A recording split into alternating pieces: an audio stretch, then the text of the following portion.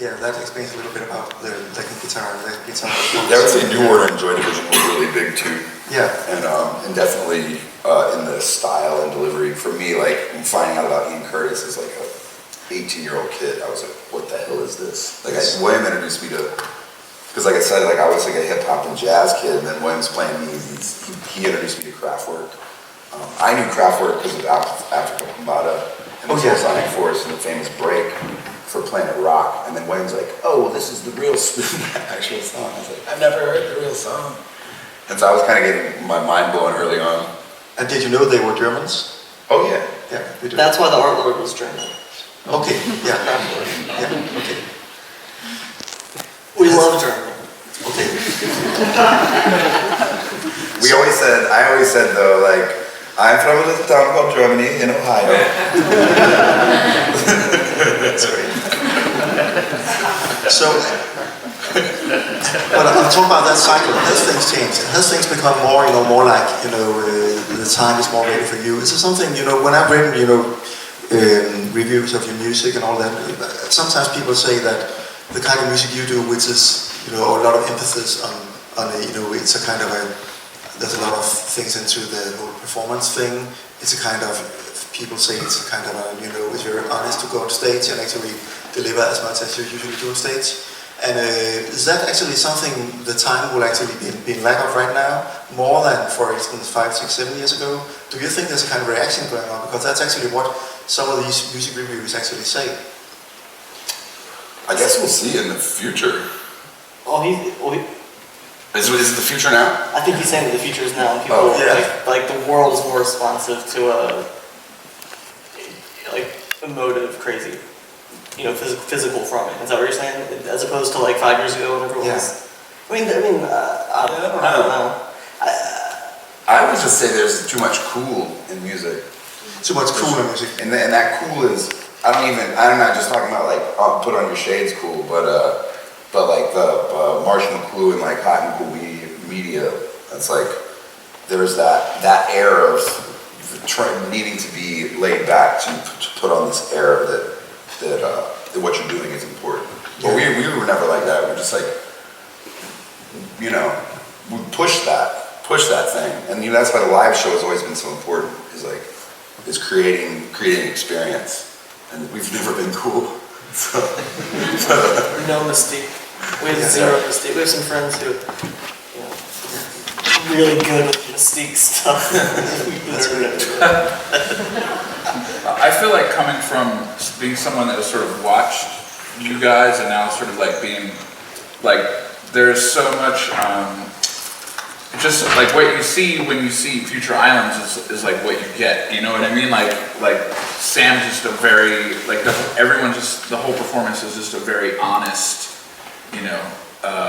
experience. Like it's not, like there's not like a guy who's like all dressed up and their manager's like, you gotta like do this and dance like this and like, you know what I mean? I feel like that's what music, like sort of popular music is today, is like you have someone or you have a branding team or you have some, kind of thing like that just wrapped up in a bunch of bullshit. And like with this, there's like no bullshit, you know what I mean? And people can see it, like it's honest, And I think that's what really, that's like what drew me into being a fan, you know what I mean? Like it's, you watch that and like, that's not even like you at like, that's like you at like 30%, you know what I mean? Like, we did that and I was like, yeah, that was pretty good. You know what I mean? Like that's nothing. If you haven't been to a show, that's like not even half of the, like what's being projected. I just don't think you see that kind of,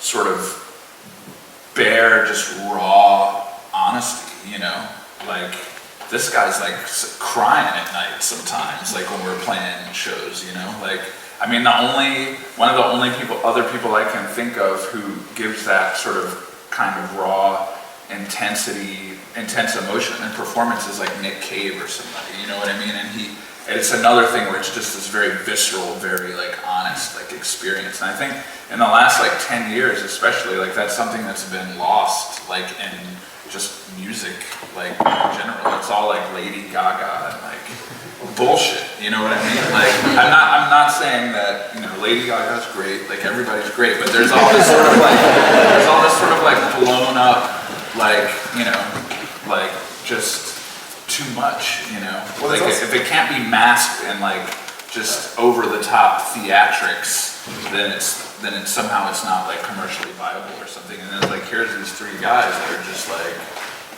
they're doing it the same way they've been doing it since they were playing house parties, you know, and people can see it and hear it. But I feel like, I mean, that's definitely one side, but I feel like there's a whole nother side too, where I feel like the grunge movement of the early 90s, I mean, even if you go back to like Velvet Underground, of just like that kind of like, we don't really even care that we're here kind of style of playing, which has become a part of rock and roll.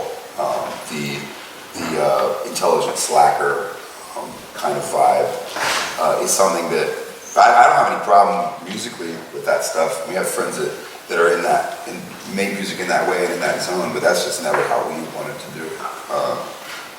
Why get on stage if you won't be there? Or why project that feeling? I mean, I guess if that's your audience, but yeah, I don't know. I'm just talking about a style that kind of pervades and takes over on the other side of music, where that feels like something when you watch like a group of 18-year-old kids who start their first band and then that's how they act on stage. Like, what are you guys doing? Because that's what they see their heroes do.